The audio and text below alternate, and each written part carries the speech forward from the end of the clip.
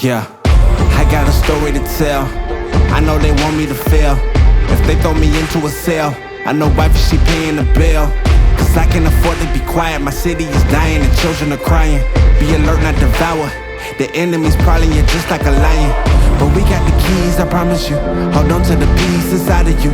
No, I'm not alone. You're not alone. You got an army who follows you. It's time to rise up. What's going on, my brother? What's happening? What's happening? What's happening? It's always good seeing you. Yes, sir. Always good seeing you. Thank you. All right. Thank you so much for tuning in. This is Let's Talk Shop.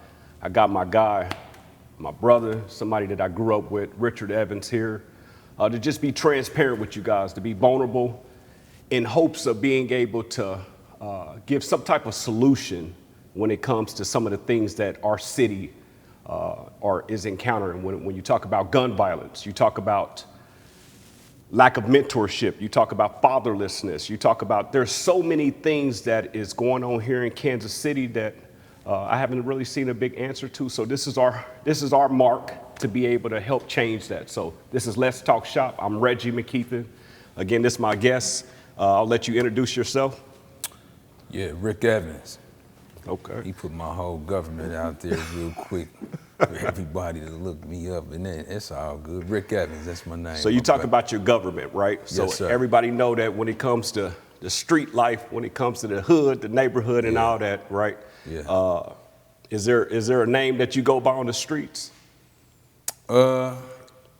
People call me by, I mean, you know, I did music, so Ric Raw.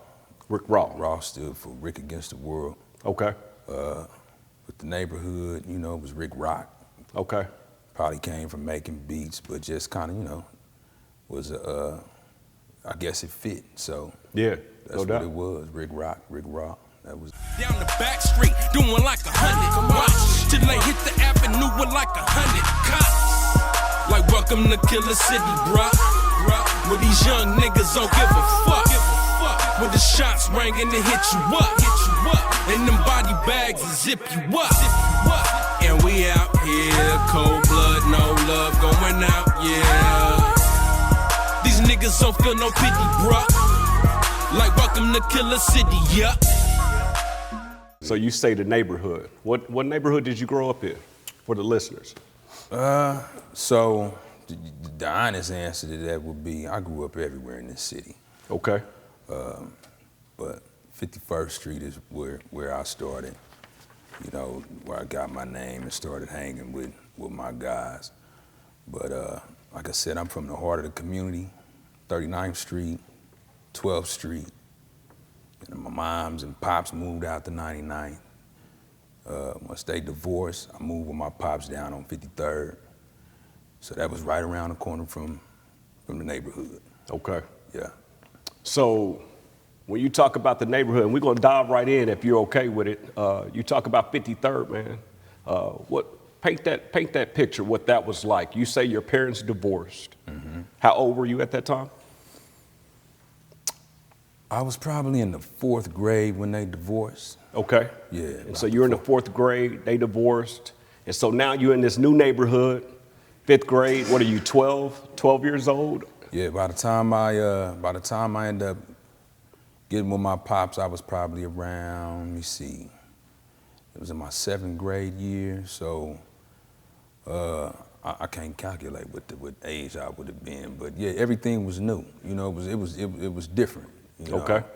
Yeah. So they say that you may not be able to remember exactly your age, but I'm sure that you can remember the feeling. Mm-hmm.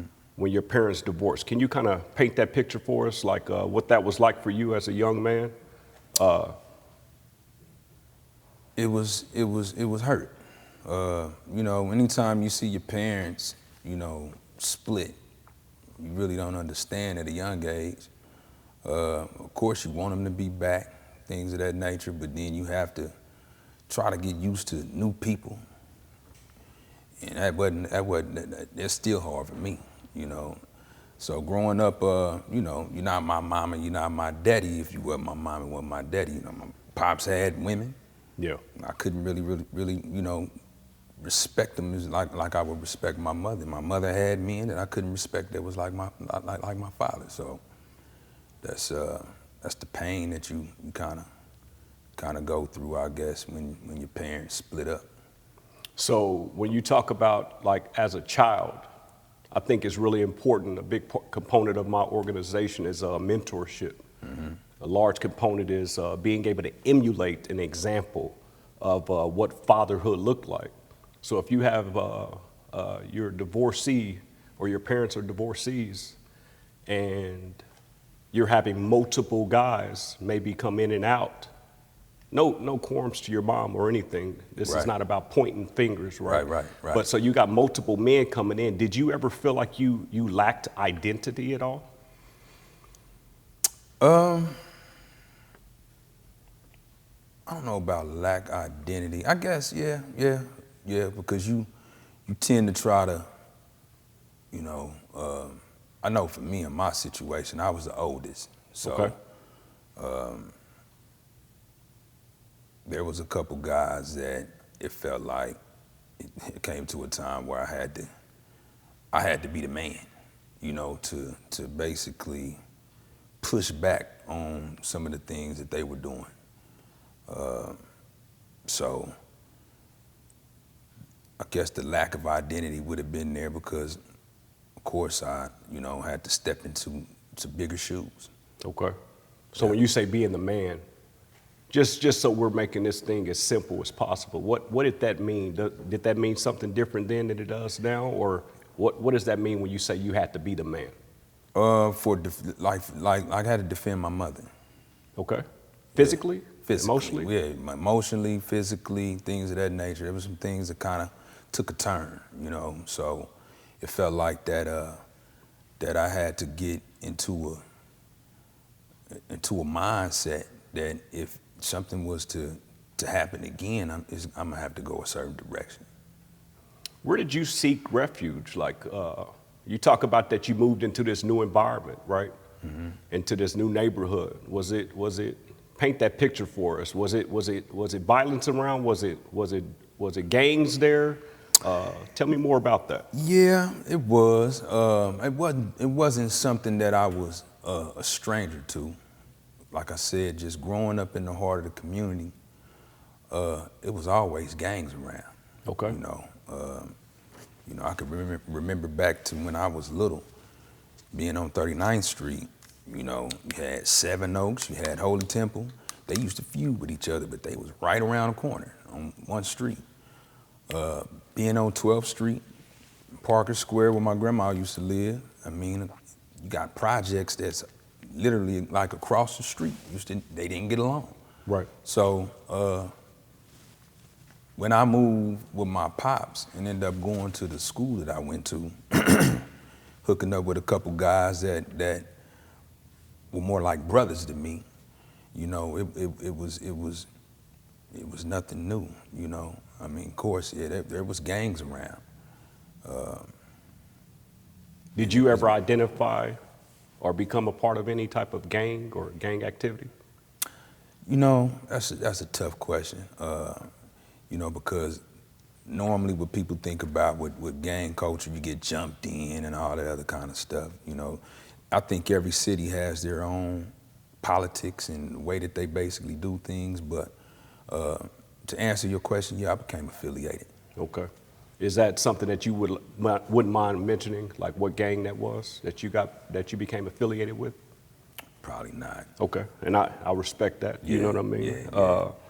And so for those who know, they know. Yeah, for sure. Yeah. For sure. I appreciate the transparency. Yeah. And so we talked about your upbringing, and so when you turned basically you looked to them to be able to provide you, what exactly, when you joined that gang, right? Because there's a misconception on what gang life is really like, or why you would join a gang. Like at a young age, why do you feel like that was something that you wanted to turn to? Well, for me, it happened naturally, just the embracing of, like I said, they were like my brothers. you know, from different mothers, and still are. And, you know, certain activities that went on, or, you know, when your number get called, or, you know, when you grow up protecting and defending for your brothers, you know, it just kind of come with the territory, you know. I was taught a creed by my pops that I stand by, you know, me and my brother and my cousin against the world.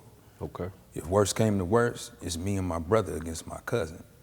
So it was to keep that unity and that bond with me and my brothers. So I think that, you know, my loyalty and my love that I got for you know, my core individuals, I would take it there for them.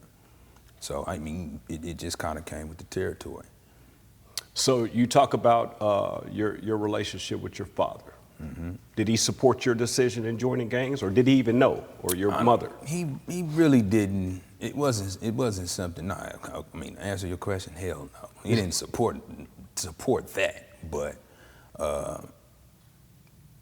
it also was something. I mean, you know, my pops tried to warn me of certain things, only because of his upbringing. He grew up hard himself, you know. All brothers, one sister, no father in the house. So he's had his fair share of run-ins himself. So, but he tried to give us a lot of information, a lot of game, you know, just to be able to how to handle yourself as a man first. That's the main thing, you know, being a man, or being a man of God even, you know. So the decisions that you end up making, you know, you have to live with those. That's powerful. So your father identified as a Christian, I take it? Yeah. Okay, so your father was a Christian. He tried to instill values in you guys at a young age of just spiritual and religious beliefs. No doubt. Did you always take heed to his advice? Yes and no. I mean, of course, you know, when you become your own man, you make your own decisions. So I took heed to his advice for the most part, but, you know, I deterred and took another route as well. I like foreigns, I like shining, I like money, yeah. I like syrup, I like chronic, I like honeys, yeah. These niggas stupid, tripping out, act like they running up. The yapper goofy, Mickey Mouse, shoot like 100, yeah. I like foreigns, I like shining, I like money, yeah. I like syrup, I like chronic, I like honeys, yeah. These niggas stupid, tripping out, act like they running up. The yapper goofy, Mickey Mouse, shoot like 100, yeah. Y'all still bummy, huh? Y'all ain't done enough. Cause being broke is nonsense. Get your money up. See, enemies was running up. The reason we was gunning up. So when you talk about taking another route, obviously the pressing question is that life is all about lessons. Absolutely. Right? And learning from lessons, but a part of that is just facing reality, right? Mm-hmm. And so, did you ever go to jail? Yeah, I've been to jail before. Been to jail? How long did you spend in jail? Off and on, really I've been blessed, I'll tell you that much. But the longest time, probably about 2.5. 2.5 years? Yeah. So obviously there's a lot of shows, a lot of things that tries to depict what prison is like or what jail is like per se, and I'm ignorant to it. So yeah. Can you just kind of stay ignorant? And I'm gonna try my best to, brother. So if you could kind of walk us down. How old were you when you went to jail? Like I said, I've been blessed. Okay. You know, I went my whole 20s without really having no real situations. Right. By the time I started trying to slow down, yeah, life started catching up. You know, my past started catching up. You know, trying to deviate from certain energy and stuff like that, you know, it was some stumbling blocks that I didn't see ahead. So I was in my 30s when I started, you know, having my problems. So going down that road, I mean, you know, it wasn't nothing really new to me because growing up, I mean, there's several family members, you know, friends. I was a accustomed to the prison life from the outside and being support and things of that nature, just kind of hearing how it moves and how it operates from being on the outside. So once I kind of, once I got put in them shoes, I knew how to handle myself. Okay, so a large part of our audience is youth. Yeah.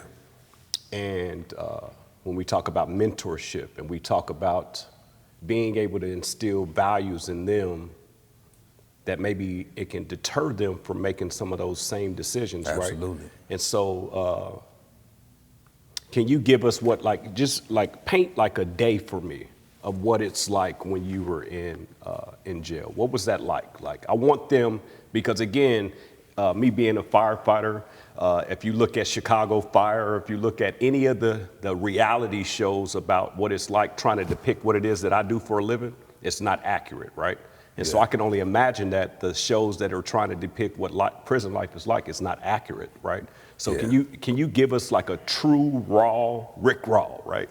A raw reflection of what a day in prison's like? Okay, so to kind of clarify, you got, for the terminology part of the word play on, what's what, you got jail, you got prison, you got the penitentiary, right? So county is a lot different from, of course, going to the penitentiary. And you in the county, you don't get no daylight. You sitting there all day, probably fighting a case more than anything, unless you got a small, crime or something like that they make you do jail time or something like that in the county.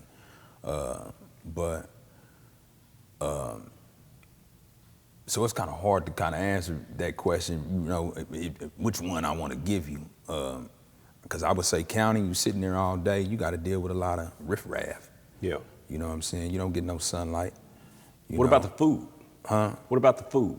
The food is, if I had to compare it to something, let me think of somewhere to compare it to. It's almost like cafeteria food. Okay. If you can remember how that is. Yeah. Wasn't nothing to be ranting and raving over. Right. But in the penitentiary is a little bit more lax depending on your level. For me, I was in medium security, but where I was at, we got a chance to, come out the rec, in the morning. I would hit the weights and stuff like that, walk the yard. By the time it was time to lock down, if you got a job, you can go do your job, do whatever it is. If you didn't, you just sit in your cell and wait till the, next time you could pop out for rec.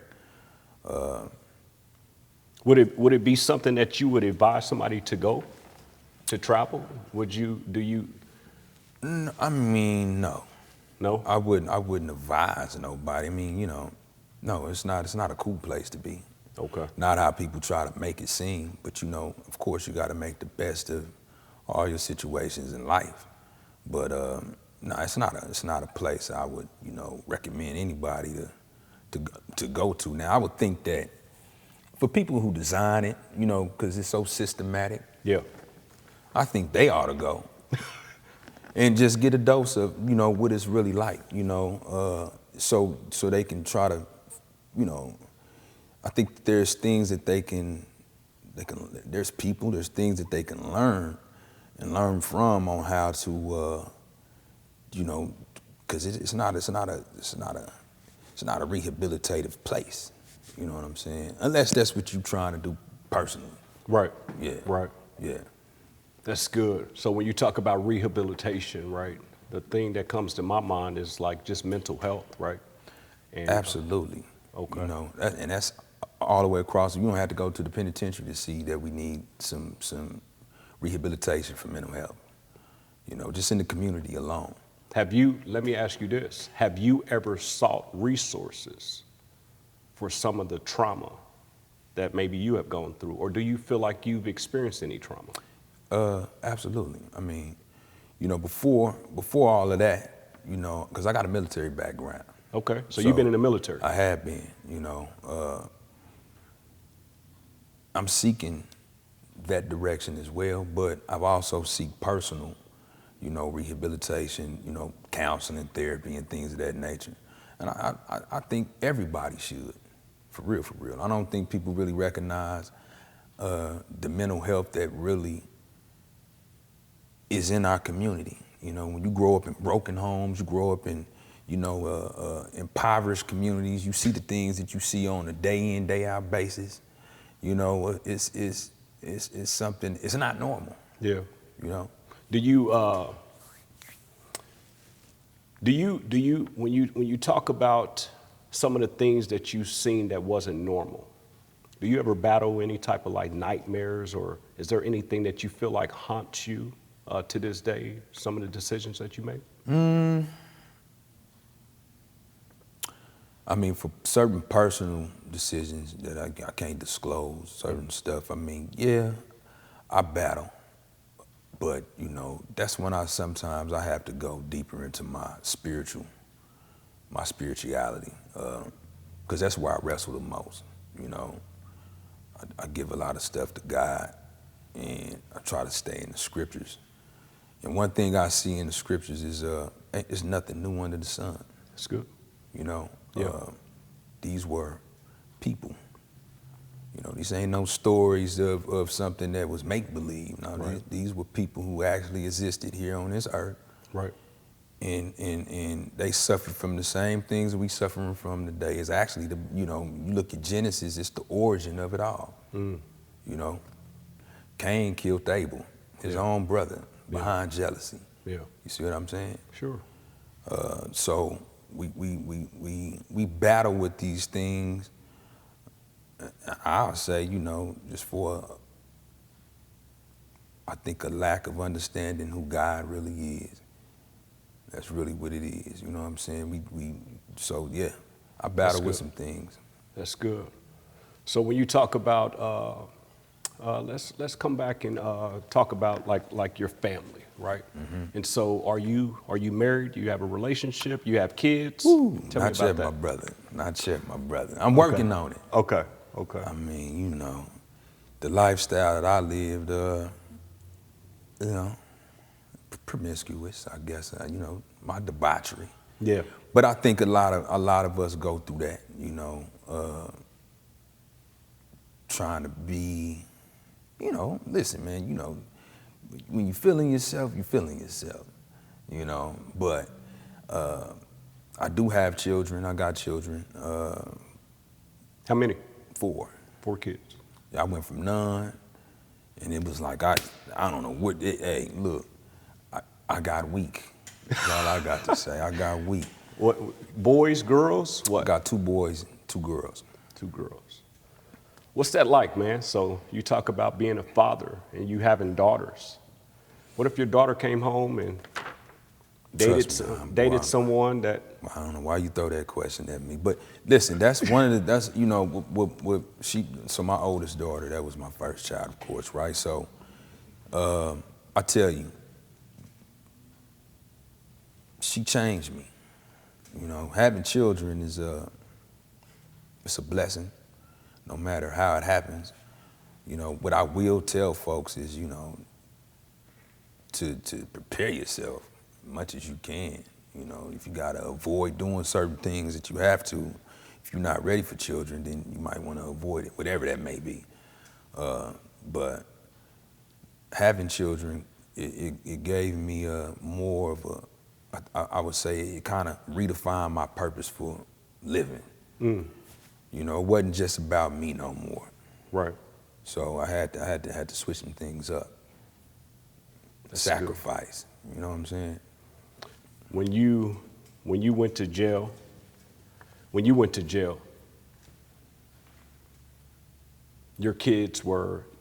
of your kids were born at that time? No. Just one. Just one of your children were born. Okay. Do you feel like the relationship between you and your child during that time frame struggled any? Did the relationship? Yeah, she was so young. But yeah, there were some things I feel that because of my absence, she missed out on. What about your mind frame, your mindset? living living a life that you've chosen to live. When you talk about the way that you raise your children, our parents tried to do the best that they could in raising us. Right. Do you feel like there's things that you changed or you amended, or are you raising your children the same exact way that your parents tried to raise you? Absolutely. I mean, for one, I don't sugarcoat nothing. Okay. There's so much access and information out here in this free world to a lot of BS that they don't sugarcoat. They make it acceptable. They okay a lot. And I ain't for it, just as a man. I mean, even with the lifestyle that I was living, you know, principles and things that I stand on, I don't move from that. So raising my children, I try to give them the good, the bad, the ugly. I try to give them everything that they need. Yeah. So once they come across certain things in life, they can't say, Daddy didn't ever tell them. One thing I stand on is this, is everything in life is based off of decisions, okay? You could take it back to the scriptures if I want to. It's predicated on two things, good and evil. So every decision is gonna lead to something good or evil, good or bad, however you wanna put it. That's what I try to let my children know. That's good. Do you feel like they're listening to you? I do. Or do you feel like but I feel there's times that they want to test, because like I said, I ain't never been nothing but the call away. It's time to go, I'm going two, homie, all the way. Offense or defense, I'm with all the play. Crunch time, front line, once they call to play. I'ma ride till I collide and get hauled away, until they catch me in possession with this sawed-off K. I plead the fifth, I need my lawyer, yeah, that's all I say. See, them crackers can't crack me, help them solve no case. Ain't nothing different, I ain't tripping, it's the life I chose. I went all in and gambled, this the dice I throw. The trap house, like a crap house, the nights I roll. Making flips or taking trips, all the flights I flown. To be honest, you gotta battle these fleshly and these worldly things. That's really the you look at scripture, that's really what the big battle is, period. You either gonna choose to be obedient to the word, or you gonna follow the world. Which one you gonna do? And word play on that, because I'm big on words. There's only one letter to separate them two words. What's that? Word and world. You gotta lose that L so you can obey the word. And that L can mean anything, lose, life, live, love, whatever it is. That's how I kind of play off of it. What about lowest point? Lowest point, all that. Do you feel like, have you experienced the lowest of points you feel like? Yeah. Tell me about that. It's humbling when you're at your low. And like I said, for me, I wrestle spiritually. So when I'm at my low, that's where I go. And it's taught me how to embrace the low. When you at the bottom, you really don't have nowhere else to go but up. So my foundation is deep rooted. My whole family.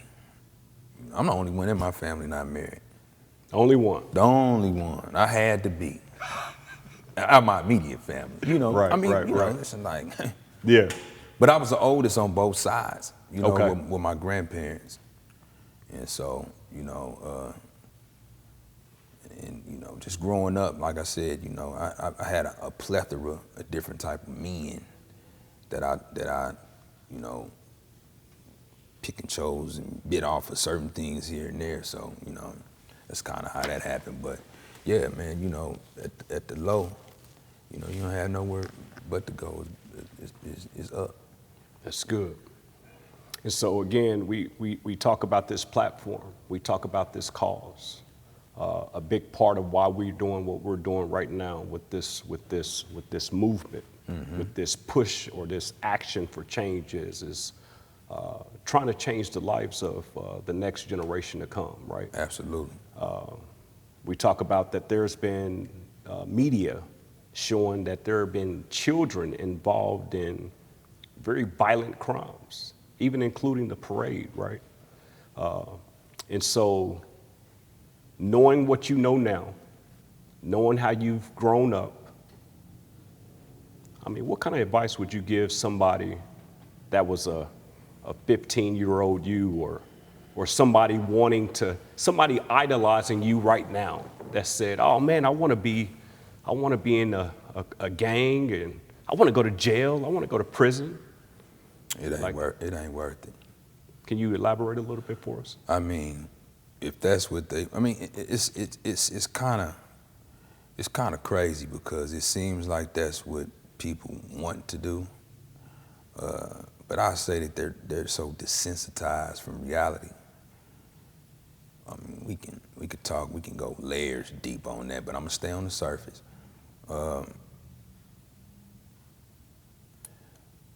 It ain't nothing that, you know, you should glorify, you know, wanting to be a gang member, wanting to go to jail, or any of that. For us, because the system has been so set up for us to fail anyway. Yeah.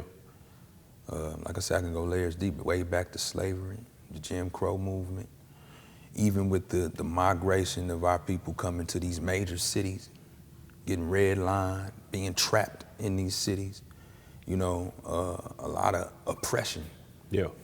So it's been easy for us to be in, you know, well, it ain't no easy, we are in survival mode.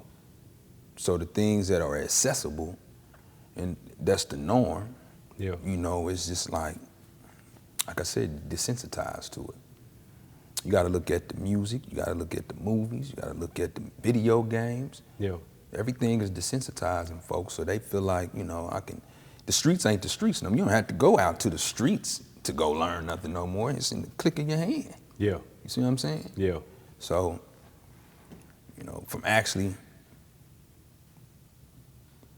being involved, even with some of my elders, knowing the stories, knowing the hurt, the pain that I seen them dealing with, and seeing where it's at now, you know, I got more of an understanding on, you know, look, hey, it's a setup. Yeah. You know, so this is not nothing you wanna do.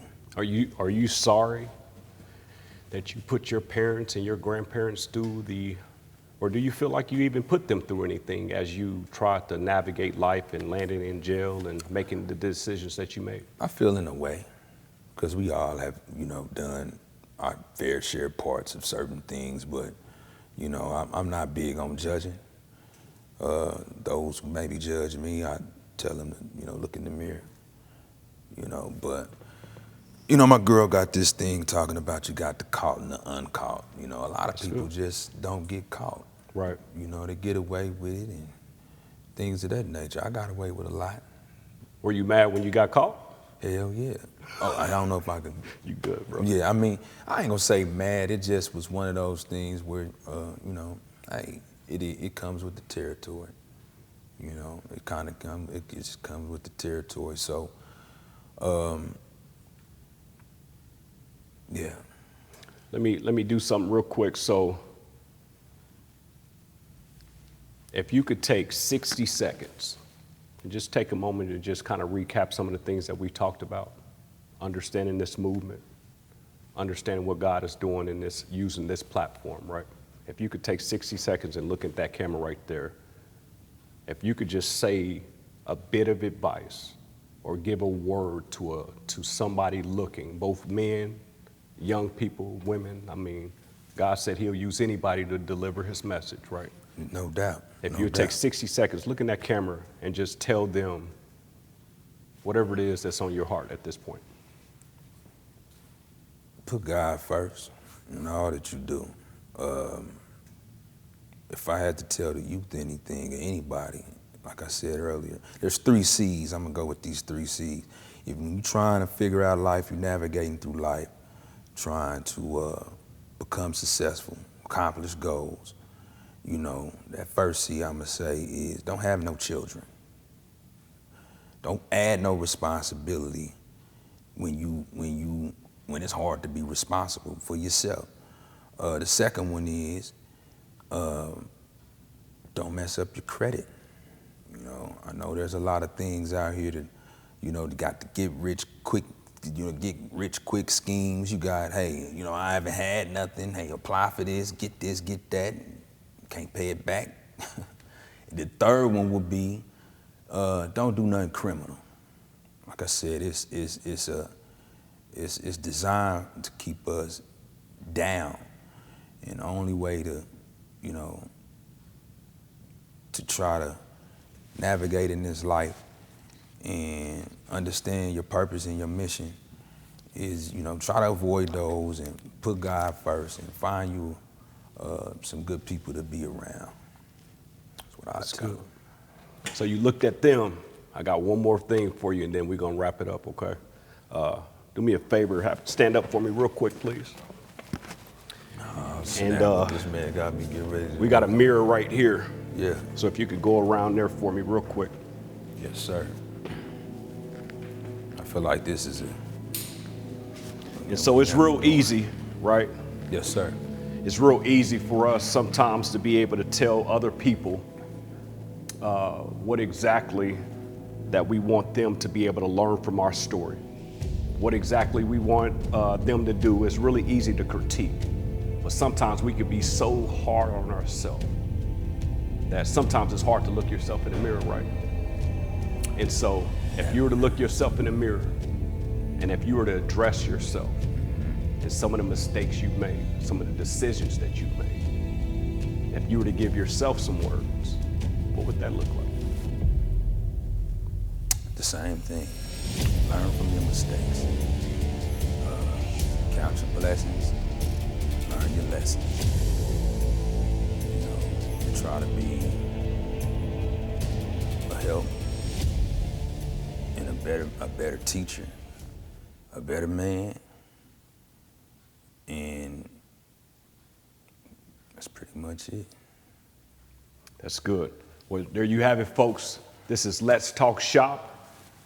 I'm very grateful of my guest, Richard Evans. That's my guy. Yes, sir. I appreciate your transparency, bro. I appreciate it. I pray that the conversation that we had today was able to help you make a lasting decision that can help influence your life for the positive. The platform that I'm giving you is changing this community one conversation at a time. Thank our guest, Richard Evans. Have a good one. Thank you for listening and join the movement at Let's Talk Shop. We are changing the community one conversation at a time. If you want more content like this, please like, subscribe, and share our page at LetsTalkShopKC. May the words of my mouth and the meditation of my heart be acceptable in your sight. Lord, my rock and my redeemer. Until next time.